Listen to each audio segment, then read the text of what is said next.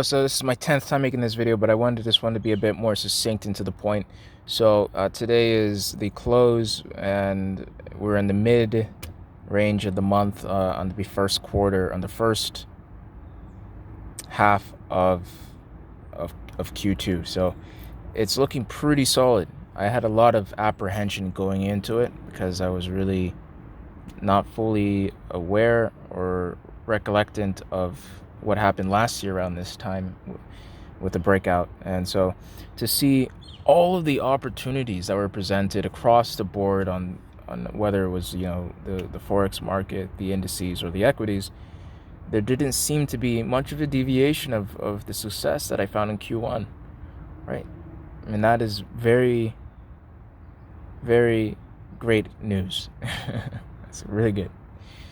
And so if you look, for example, you can see here on the NZD that we had a continuation to the south side with lines set here for anything I were to close above, and I got in directly at 0600 GMT, and the thing just fell out of the sky, right? And I also been approved. The reason why I'm making mention of the FX so heavily is because I got approved for trading on the Audacity Capital's platform. Right, they already sent me the contract. I passed, whatever verification that they were trying to do, and they only allow for FX for beginner traders, right? So like I have to be very conservative with the methodology, and that's why I'm trying to fine tune the entry points a bit more.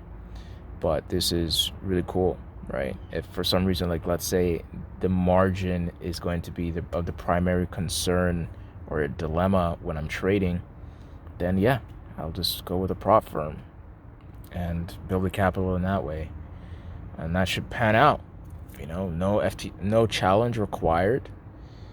They said that it will be within 24 hours that I will be able to start executing the trades live. So really stoked for that.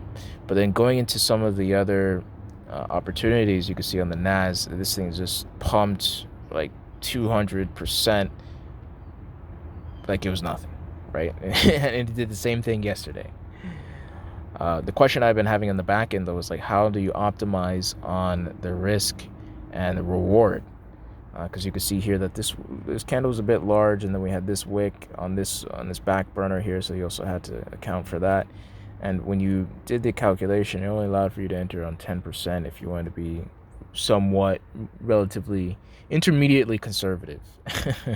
Right? So my entry would have been here, and fortunately enough, using the trailing stop method, it still would have carried you all the way to the top, man. Doing over 140 points, guaranteeing you that 200% that would have converted over to 20 on the back end, right? But if you don't want to do it in that way, you could also just take a look at the delta, did a measurement from the 15-minute analysis, and even though you entered on the 5, you could, you could more or less confidently assume that it's going to hit targets for that estimation as well. But by the way, it was also not really any different on the 5. You could have just done the measurement there, the same thing, and profits would have been yours. But let's go over to the US 30. We can see that the opportunities were synonymous here as well. We had lines in ascent defined like this. We had the cross there. You took entry here at 1805. And you can see that it was no different from the Nas. It just rallied continuously.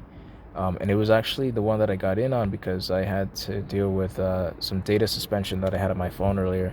It cost me like 300 plus to get it reinstalled. So when I did the transference, this was really the only trade that was available at the time. But it was cool because the risk was smaller.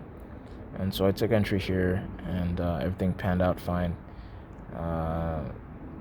Yeah, so that's the indices. The only one that didn't play out favorably is the UK 100, which is to no surprise.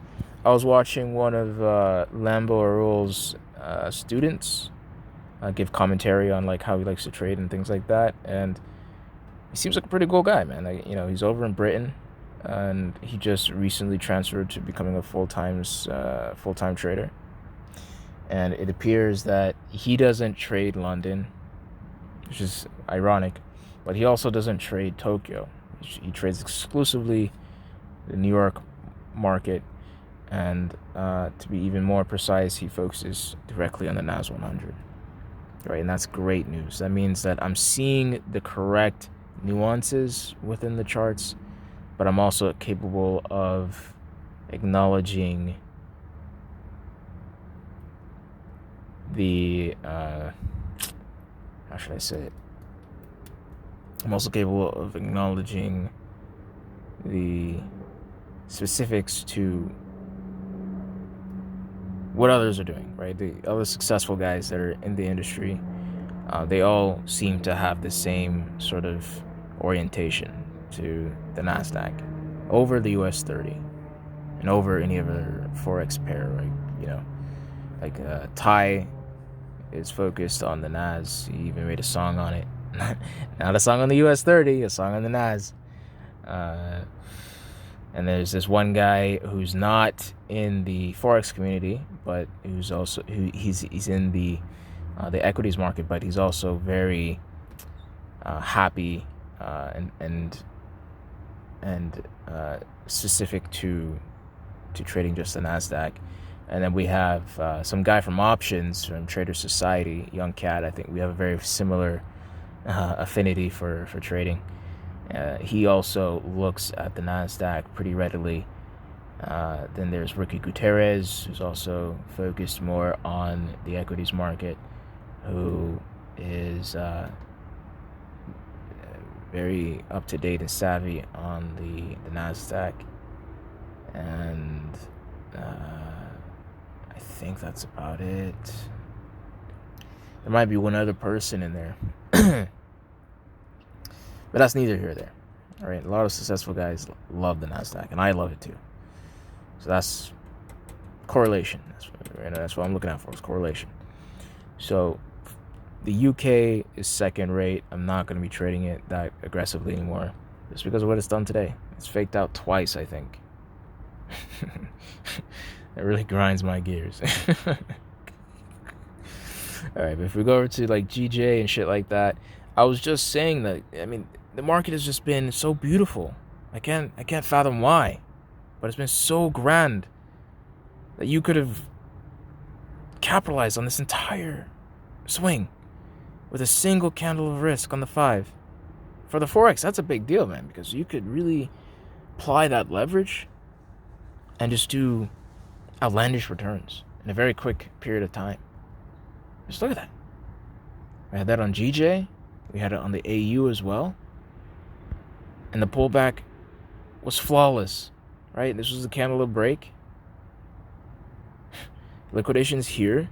You could have waited for the close just to get the rejection. You could have entered here, and you could see that the risk is literally 1 point, right? 10 to 1-1. Forget about it. That's over 500% returns if you put in full margin. If not, maybe more, because it's at 53. The entry would have been at 1-1. Yep.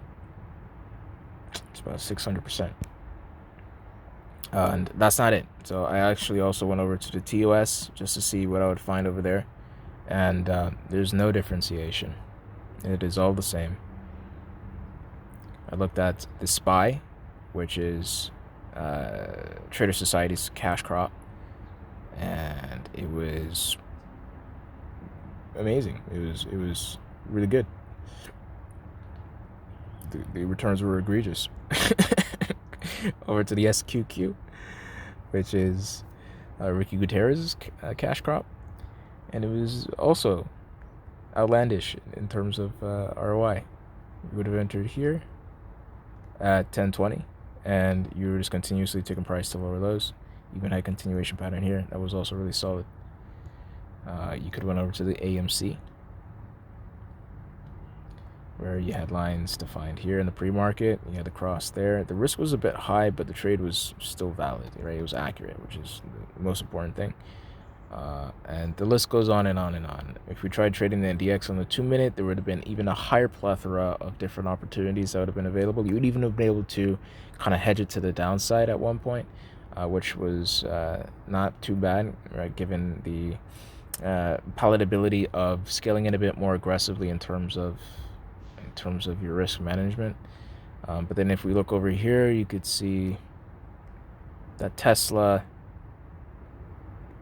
was also not shy on allowing full optimization. We had the break, we had pullback, we had rejection, we got in, it went to the moon.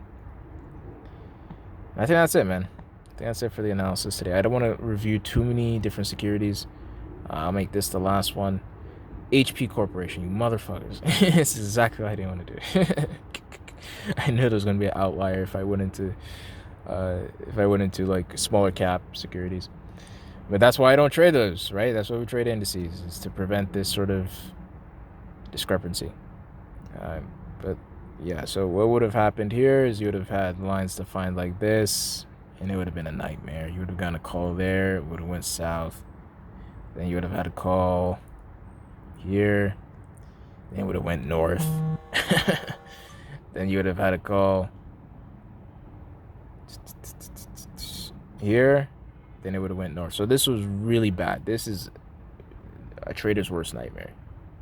So what we found here today for HP, and it's to no surprise, really. I mean, I'm pretty sure their overall market share isn't increasing exponentially like Tesla.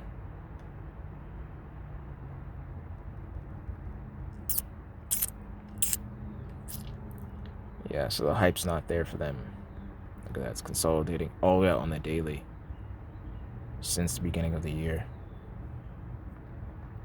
So yeah, indices are the way to go.